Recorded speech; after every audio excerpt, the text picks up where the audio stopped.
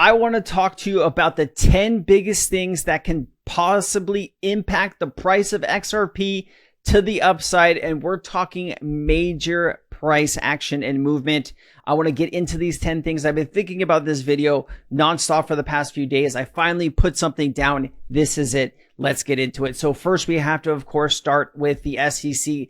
They appealed the programmatic and non-cash sales. Not that XRP is a security, of course, but we still have the appeal, and we still have the case against Brad and Chris going. We would need to see those things come to an end to really have the movement that we are looking for inside of the United States. We know Bank of America, Wells Fargo, and other US banks are sitting on the sidelines ready to jump in. We've heard from the CEO of BNY Mellon that crypto custody is here. They're working towards tokenization of those assets. You are talking $50 trillion in just in BNY Mellon alone. When we're talking about the entire world, guys, we're talking about quadrillions of dollars. If the XRP is housed to even 5 or 10% of that, you better believe we are heading to a 4 to 5 digit price for XRP. Let's go ahead and keep it going here. Listen, the SEC dropped the case against OpenSea. They dropped the case against Coinbase. They dropped the case against Robinhood. This doesn't say that they worked out an agreement. It's they dropped the case. So is Ripple in fact next? You would think they would have to be if in fact the Trump administration wants to stand by their word of working with the crypto industry and not against them. I do believe this is coming to a theater near you in a very short time span. You also have the tokenization of assets. We briefly touched on that just a second ago. Here is David Schwartz talking about the larger picture behind Ripple and tokenization. Let me play it. I'm hoping that we're going to see, as real-world asset tokenization projects grow, I think the XRP Ledger is going to be a really good platform for them to launch on, particularly because of the low fees and because of the integration with the DEX, with the proximity to sort of the movement of funds. The ability, if someone's going to buy, what do you want to do with a real-world tokenized asset? You want to buy it, you want to sell it, you want to hold it, you want to transfer it. And if you want to buy it and sell it, you want to be able to do that with whatever asset is convenient for you. You don't want to tie, if you tokenize some sort of debt, like you don't want to tie it to US dollars, because then that limits access to it to people who have sort of proximity to US dollars. One of the things the XRP Ledger is good for is giving you sort of proximity to many different assets, and that exchange is seamlessly built in. So I think that's one of the many reasons why the XRP Ledger is going to be a good place to launch tokenized real world assets. I think we'll see that in the next year and a half. Remember, there are already thousands of different assets across the XRP Ledger. And if you want to sell your stock or your bond or your derivative or whatever it is, you can actually sell it into whatever currency or cryptocurrency that you want on the XRP Ledger. That's what makes it so unique. And that is why there's going to be a lot of institutions that drive their value onto the XRP Ledger just because of that uniqueness. You also have other things being built on top of the XRP Ledger, connections being made. This is, of course, Robinhood. Robinhood in 2025 in January, document of tokenization cites the success of Ripple's tokenization of real world assets on the XRP Ledger. We're talking about hundreds of millions of tokenized right now, but in the future, we are talking about billions. The goal is trillions. Of course, we're not going to read this entire paper to you. I don't want to put you to sleep here, but if you want to pause it and read this yourself, please do so. I highly recommend it. There's also this part saying digital asset firm Ripple has tokenized hundreds of millions of dollars of real world assets. Basically what we saw in the title there. Remember that Robinhood just bought Bitwise, and they are going to be working with some of the biggest banks in the world on derivatives. That is a huge piece in the future of Ripple of what they're trying to do. And remember, our Axelar, is connecting 55 blockchains. The Axelar network will provide the interoperability bridge between the XRP Ledger mainnet and the XRP Ledger EVM sidechain, as well as 55 plus other blockchains. It is all about liquidity. And if you look at the XRP Ledger, it is being built to serve the world's need for tokenization, stablecoins, liquidity, real world assets, whatever it is that can be done. DeFi, treasuries, we're going to talk about all that stuff in just a second here. This is getting really exciting. Let's go. Also, you have XRP holders. This is massive tokenization on the XRP Ledger is about to grow significant in terms of scope and size. $300 trillion cross-border payments by 2030, tokenization of real-world assets. This is bullish. This is an older clip. Let me play it though. We're putting it together. Remember, this is the top 10 reasons, the things that could explode the XRP price. Of course, we got to talk about tokenization and cross-border payments. Those are two key drivers in what we're trying to do here. Yeah, thank you very much for having us here, having me here. Super excited to talk about this probably more or most popular topic in crypto this year. And look, so how am I involved with tokenization? I oversee basically with RippleX our contributions to the XRP Ledger, which is an open source blockchain. And tokenization of real world assets has been definitely one of the key areas for us in terms of building more native primitives to allow for compliant institutional grade tokenization, signing partnerships around this. And so, we're seeing a lot of stable coins, obviously, already as a form of financial instrument represented on the XRP Ledger, and are also seeing a couple of projects around real estate, carbon markets. And now we're really expecting to see this to grow vastly in terms of scope, debt assets, securities, private equity, and so forth. And I would say, in terms of a year ago and now, the big difference is, it felt like engaging particularly with TradFi in the beginning, maybe more than a year ago, was mostly about ticking an innovation box and running through some theoretical pilots. And now the conversations are really becoming real and tangible and executable. And so, I would say it's fair to say that there's a lot that's going to be happening in terms of blockchain technology, blockchain related companies and TradFi working together to really move the needle. Remember, bridging the gap between traditional finance and DeFi is what we're looking to do here. He also mentioned carbon credits and real estate. Imagine how many other use cases that we're not even thinking about or discussing right now that'll be a reality over the next 5 to 10 years. It really is going to be astronomical in the size that we're going to be able to move and develop on the XRP Ledger. Guys, also, if you've made it this far and you're bullish on this content, please hit like. We're going to try to go for 5,000 likes on this video. I put so much time and energy and everything I've got into this. So if you can repay me by hitting that like button, I'd really appreciate you. Thank you so much. Let's get back to this. You also have Ripple and the BIS working together. If you don't know who the BIS is, don't worry. They're the central bank of central banks.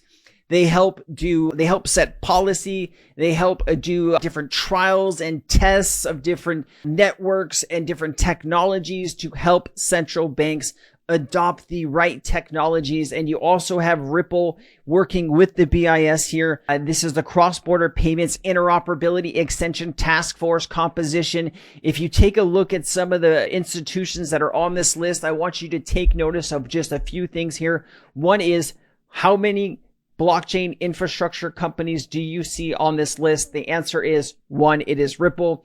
You also have Cross-Border Interbank Payment System, also known as CIPS, CLS, another system, EBA Clearing, Finality International, Iberpay, MasterCard, PayNet Malaysia, Payments Canada. You have, of course, Ripple, Real-Time Gross Settle, Real-Time Gross Global. You have SWIFT, the clearinghouse, the TCH, Worldline, and then the PAP system, which is the Pan-African Payment and Settlement System.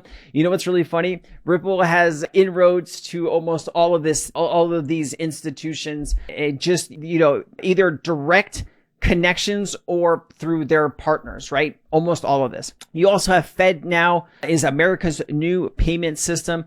FedNow can be linked to other jurisdictions, cross-border FedNow. Ripple presenter explains how XRP can be used to facilitate from payments to US to Mexico. This is really talking about remittances as well as payments in general. Ripple is well known for its cross-border payments and remittances. Some of these corridors are extremely hard to get money into. If you're talking about places in Asia, maybe into the Middle East, sometimes when people are sending money home, they can be charged 5, 10, maybe even 20% of the money that they are sending because the systems are outdated and just extremely costly. Ripple is stepping up with solutions that cost under 1% probably that they would charge a customer. And those banks or institutions that are sending those payments can, send payments as low as a few cents. It depends what Ripple is going to charge them to do that, but I'd imagine it's not very costly. Let me go ahead and play this if you haven't seen this before.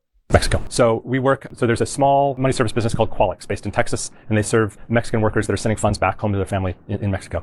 So what happens is we have relationships that we've helped coordinate with exchanges on both sides of that transaction. So in the US, it's Bitstamp, and in Mexico, it's Bitso, both digital asset exchanges. So they're setting the rates. So in some ways, it alleviates the need for the financial institution in this case to even hold XRP. They simply go, the risk is then absorbed by the digital exchange. That's their business, right? They're making markets, they know exchange rates, and there's a fee involved with that.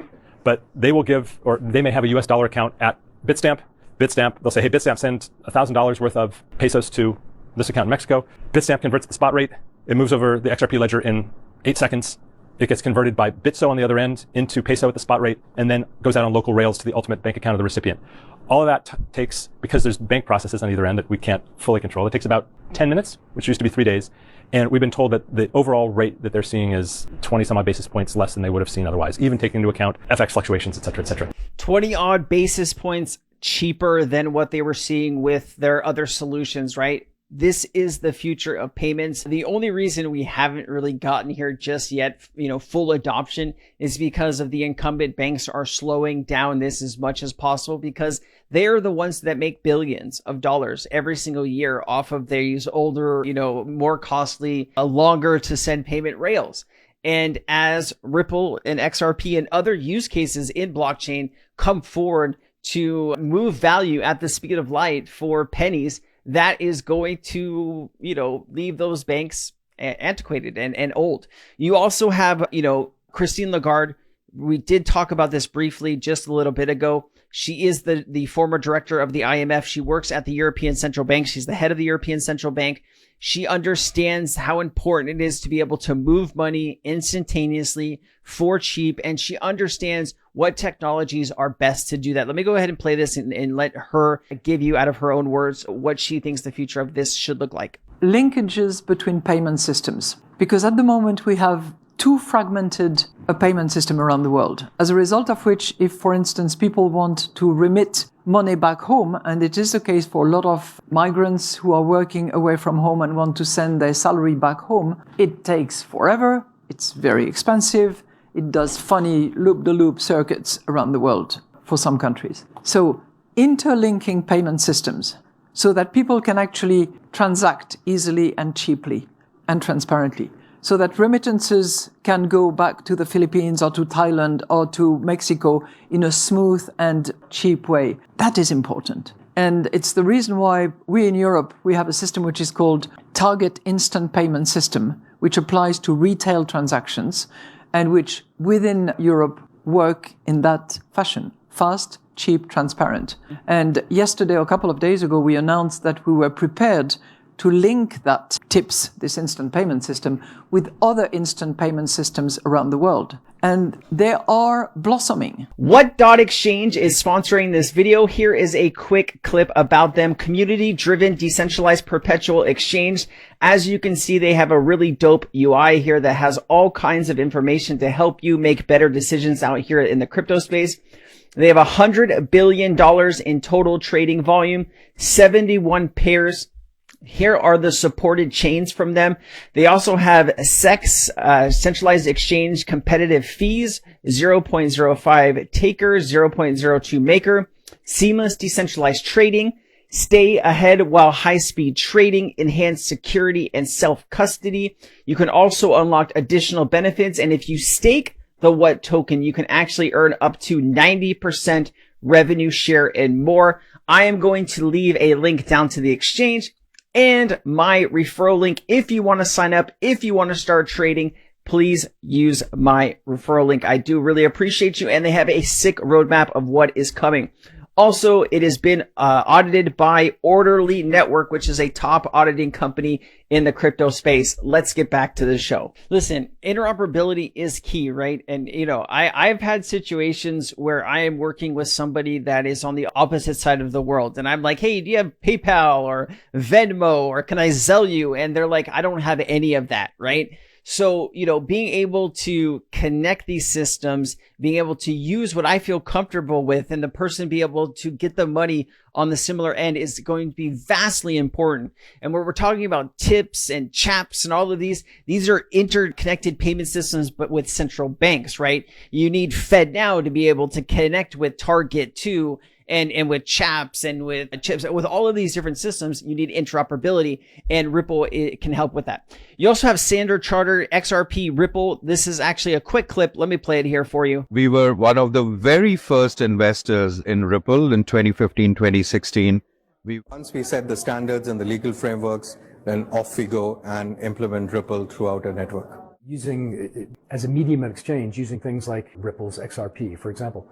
Okay, listen.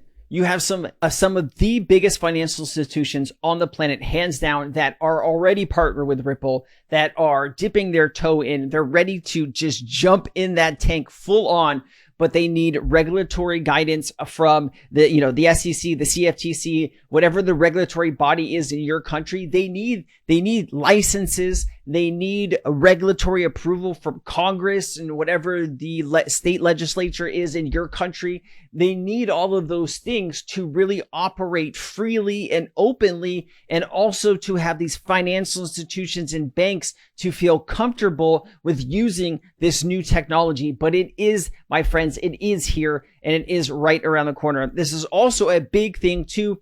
We're talking about US Treasuries on the XRP ledger through Ondo. Let me go ahead and play this. This is Brad Garlinghouse. This week will probably be the best week of signed contracts at Ripple ever. Right. Wow. It has been a massive call to action because, again, Facebook kind of came out and said, we don't need Western Union anymore. Right. Well, if you're a bank, if you're Western Union, that's interesting. Right. And I think the banks realize that if Facebook is going to be a competitor in this space, they can't depend upon a technology like SWIFT to compete in the marketplace. So I want to go to questions in just a second. So please think of.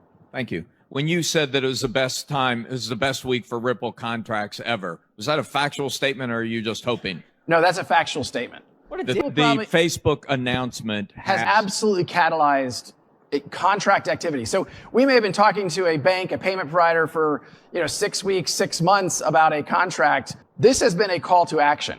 There's no question. I was texting with our head of sales, a guy named John Mitchell. He flies around the world more than anybody I've ever met. And, this is going to be a record week for Ripple. All right. A record week for Ripple. How many of those have they actually had over the past few years, right? Even when, this is probably a few years ago, but when the Trump administration just, took back over and Brad Garlinghouse is getting into these events and talking with Trump and sitting down and invited to all of these different councils. I mean, Ripple is getting more and more business because of that, right? Because they can see Brad Garlinghouse having a seat at the table, and that is wildly super, super important. Let me just bring this in here real quickly. So the Ondo Treasury tokenization on the XRP ledger will require an XRP shoe into the U.S. Strategic Crypto Reserve. So listen, the U.S. Treasury market is $28.3 trillion. Globally, the bond market is basically $130 trillion market, and these markets are finding their way onto blockchain. So could you imagine $5 or $10 trillion finding its way onto the XRP ledger through these different avenues over the next 5 to 10 years? That alone, ladies and gentlemen, would bring the price well into the hundreds of dollars, if not higher, especially if we can reduce circulating supply. And you also are going to see XRP and RLUSD moving across the SWIFT system. We've known this for quite a long time. Obviously, it was XRP before that, but now we understand it as RLUSD as well. Their stablecoin. Let me just play this. You probably have seen this 100 times. If you have, just fast forward the minute and 27 seconds. But there are a lot of new people that haven't seen this. So if you have never seen this before, here you go. Through my veins. SWIFT is the preeminent messaging system for the financial industry, which covers, say, payments, FX, trade in terms of securities, etc., Nostra reconciliations, etc. What we're looking with the crypto, though, is where SWIFT would have a store and forward system for most of its payment transactions, where you need service level agreements that in a certain time I will do something, but payment turns up at a certain time during the day. Here we're looking at the new network styles which allow instant real-time movement of the funds and visibility of those funds as well. So we would not have a situation where banks need to come back to you and say, have my funds arrived? It's 3 days later. I need to find out or find query messages moving around the network. It's nothing like that. I don't believe Ripple is going to replace SWIFT. Ripple is one of the complementary networks, which is going to allow those institutions who need real time to make use of that. And I think we're also seeing that SWIFT changing their network capability so that real time will be a possibility as well. But we may also see Ripple XRP moving across the SWIFT network as a currency when we're using something like FX. Remember, X is $6 to $7 trillion a day. I did talk briefly about this earlier. Bitstamp is building a derivatives exchange on the XRP ledger. Bitstamp is partnered with some of the world's largest banks. It's going to have a huge impact in the future. Derivatives on the XRP ledger is what we are waiting for. It is not retail investment for me and you speculating on the asset. We want derivatives. Obviously, you know, there's about $1.4 quadrillion in this total value that could be brought on chain in the public markets. There's also the private markets that we have no idea how much money is in those markets. But here's an example. If we're able to bring, let's say, $57 trillion on chain, or this is 57 trillion. Oh, excuse me. This is government bonds. So 25 trillion, 600, 28 trillion be 670, 58 trillion to be about 1380, 150 trillion is about 3500, 500 trillion, or getting to one quadrillion, you're talking about maybe 11,500. Obviously, too, you got to reduce the circulating supply of XRP. You could do that through staking, possible some new AMMs coming in the future that lock up XRP for a time period. Central banks or sovereign wealth funds or banks that are going to buy and hold XRP long term, that is going to take it out of the circulating supply. You won't need to add as much value on top of the XRP ledger if you're able to reduce that circulating supply down. Imagine getting that circulating supply to like 5 or 10%. That would dramatically help out the price of where we stand today. Just reducing that circulating supply from like 57 billion to like 10 billion today would bring the price of the XRP to like $15 or $20 without adding all of this value. So it can be a huge player. Also, we're talking about the future of technology and central bank digital currency. This is just one example. This is the Hong Kong Monetary Authority HEX Trust to explore different innovative use cases and for new forms of digital money. Ripple was involved in the EHKD pilot program in cooperation with HEX Trust and Fubon Bank and the HKMA, exploring the home equity lending and settlement with CBDCs. Guys, this is, we don't even know about some of the technology that Ripple is working on with central banks, right? We sometimes get a glimpse and some understanding, but think about it, right? A lot of this is getting a line of credit for your mortgaged home. Okay. Usually this process can take weeks. If it's more complicated, it can take months, right? This is a way that they've been able to develop and build this new system where you can actually get money in your account in minutes. That is an incredible jump in technology and improvement for everyday life. Imagine you are an everyday citizen. You want to do some home repairs on your house. To do that, you need to take out a little bit of money out of your home to get a secondary home loan, also known as a HELOC. If you're able to do that instantaneously and go and start spending that money in the economy, you're going to the hardware store, you're buying all kinds of stuff. Maybe you're going to the mall and you're buying sheets and new beds and whatever it is, right? You're spending that money in the economy faster. And if we can do that, that'll create more GDP, more growth in the economy, and it'll be better for you and me. That's why I'm bullish on this information. All right. You also have Ripple working with dozens of governments to build CBDCs and MasterCard. While the rest of the market is focused on memes, XRP is building and implemented as a liquidity tool for central banks, right? We know that Ripple's been working with, up to 30 central banks. They've announced 6 or 7. Also, MasterCard has been working with Ripple on central bank digital currency. That is a big player. Also, this was actually really cool. This is from Roger Ver. Juniper Research also ranked Ripple as the top CBDC technology provider amongst the field of 15, right? Ripple, Medico, right? two best-in-class technologies that Ripple has to go and meet with central banks. You better believe when central banks have a conversation about CBDCs, that Ripple is a part of the conversations, right? I gave this example the other day. If you've ever been in sales, you know that if you can get the appointment and if you can get face to face with that customer, you have an ability to close that customer. If you can't get the appointment, then you're probably not even going to be considered as, whatever it is that you're selling. And Ripple is in fact having the best in class technology. They are going to be the number one in all of these fields. Okay. You also have the World's Bank paper on CBDCs for cross-border payments mentions Ripple, and they also mention Stellar. You have BRICS will use CBDCs for transactions, right? The ruble is in free fall. It's actually doing a little bit better since Trump took office. Oof. You also have the China's yuan. That's not doing really well. China has been printing money left and right. These currencies, these countries don't really trust each other. They don't want to hold each other's currencies. So what are you going to need to do that? You're going to need a solid bridge asset in between all of these currencies, and that is XRP. You also have, different companies all around the world using Ripple for remittances and for cross-border payments. I don't really need to play this. You also have DeFi that is building and gaining ground on the XRP ledger. $370 million in USD market cap, $30 million locked in AMMs. You also have a good selection of fee mining opportunities across the top 100 pools.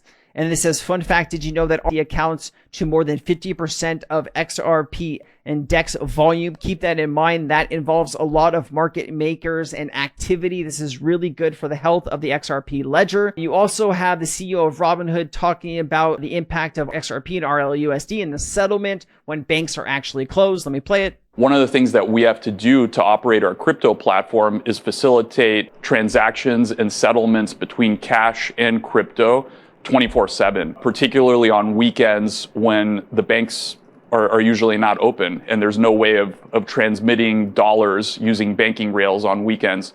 Stablecoins solve that problem because it's a 24/7 network that's running on software. And I think that just shows you just one of the advantages of crypto technology over the traditional financial system. There you go, man. It's getting hot. You also have RLUSD hit a total of supply of 120 million within its first 2 months, guys. Remember, as USDT is going to be blocked out of most economies because it doesn't have regulation that banks and governments want, Ripple will pick up the pace. So will Circle. But I do think that RLUSD, being the highest regulated stablecoin in all of the land, is going to see an influx of billions of dollars before you know it, just as a snap on the finger, guys.